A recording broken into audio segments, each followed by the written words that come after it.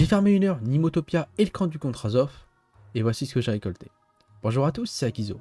Comme dit dans l'énoncé, on va farmer 1 heure Nimotopia en première partie et le camp du Contrazov en seconde partie. On passe à la présentation des monstres qui sont 4. Le brocouillon drop une bave à environ 1500 kamanités. La chevrotine drop une queue à environ 2000 kamanités. Le crambo drop une flèche à environ 2300 kamanités. Et on termine avec le Nemrose qui drop un os à environ 2100 kamanités. Ils dropent tous une viande noire à environ 450 kamanités et une bouteille à environ 2250 kamanités, ainsi qu'un sachet de poivre à environ 60 kamanités. Je vous laisse avec le reste des combats et on se retrouve pour le bilan.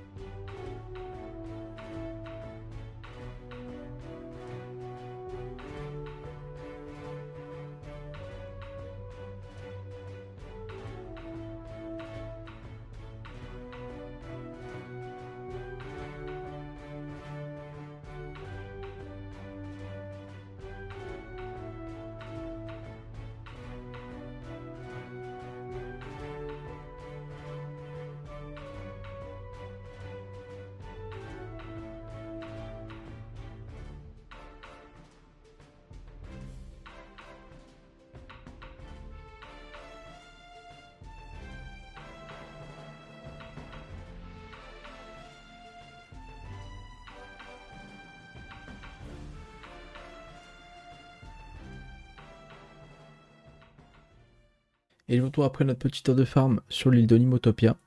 Du coup j'ai farmé une petite heure.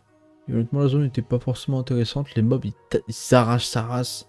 Je me suis fait détruire, j'ai pas perdu un combat mais c'était pas loin. Franchement les crambos ils tapent des 2000 par tour.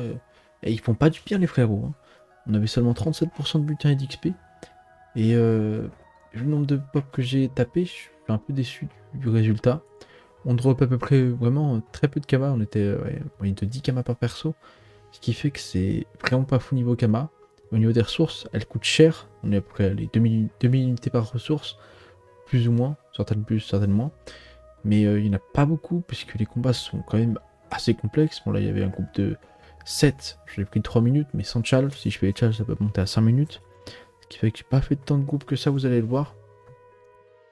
Ah, moi j'ai 2 millions de kama sur moi. Quel con. Je sais pas ce que j'ai branlé. Enfin, de toute façon, vous l'avez vu, on était à peu près 10 km par perso, donc on l'a pas monté à plus de 500 km, donc c'est risible. Donc on va même pas le compter dans le farm en fait. Et sinon, au niveau des ressources, on a 8 sachets de poivre, que je vais tout de suite ouvrir. Et au niveau des ressources, on arrive à 900. Bah allez, j'ai mis les clés, zuppi. Attendez, je les dépose. Je vais les récupérer quand même. Ouais, au niveau des ressources, on est plutôt à 330 000. Ça me paraît un peu plus juste. Donc c'est franchement nul. Hein. On est à 80 000 par perso. Sachant que les Nutrophes, on avait forcément plus puisqu'il avait un panneau haut. Mais la zone est rincée. Ça donne un peu d'XP. Mais franchement, les mobs, ils sont super chiants à tuer. Donc nul à chier la zone. Vraiment nul. Mais alors nul. J'espère que le donjon sera un peu mieux. Même si je sais très bien que ça va être pas fou du tout. Et puis on verra bien. De toute façon, je vous retrouve dans quelques instants pour vous présenter le boss ainsi que le mob spécial. Et à tout de suite. De retour pour vous présenter le mob exclusif au donjon ainsi que le boss. Le Viandarg drop du sang environ 700 kamanités et a les mêmes propres communs. Quant au boss, le Contrazov, il drop un poil à environ 16 000 kamanités, les mêmes propres communs sauf pour la viande, une bidoche noire à environ 24 000 kamanités. Je vous laisse avec le reste des combats et on se retrouve pour le bilan.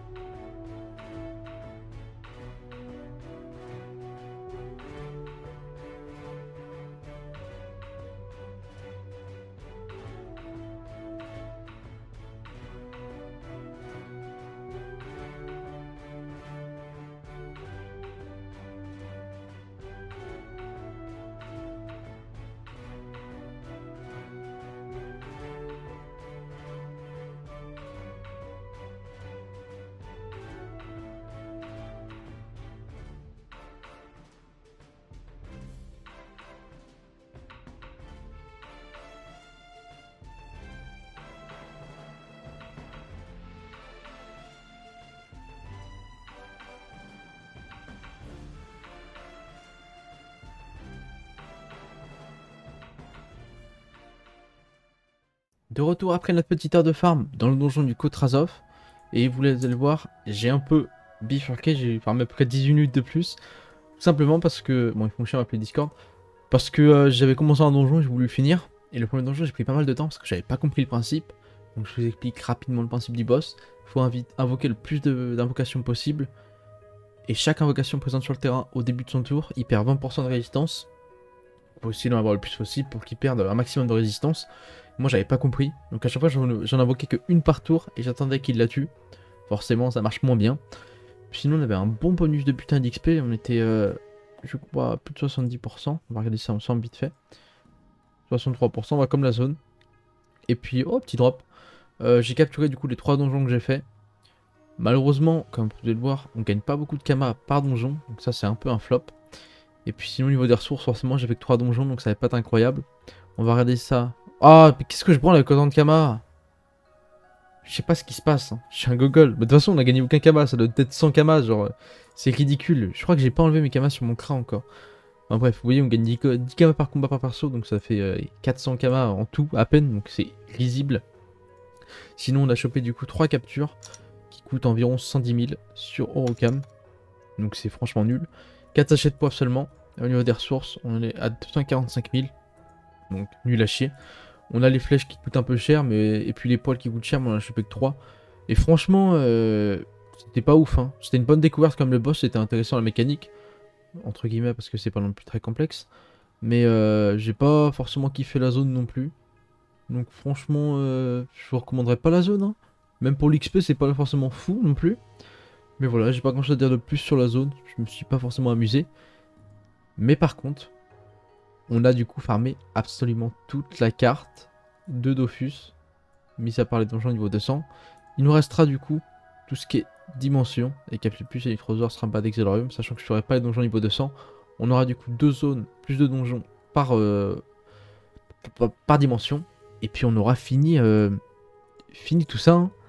Et franchement, incroyable. Incroyable. Après, tout ce qui est guerre et tout, je ferai pas parce que c'est niveau 200. Mais voilà, la prochaine fois, on se retrouvera pour le bilan de toutes les îles qu'on a farm.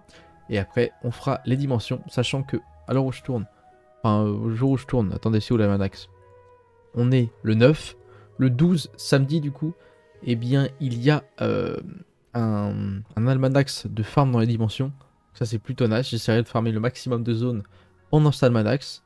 Et puis j'espère que la vidéo vous aura plu. N'hésitez pas à me le faire savoir. Je vous souhaite une excellente journée ou soirée et je vous dis à la prochaine. Bye tout le monde.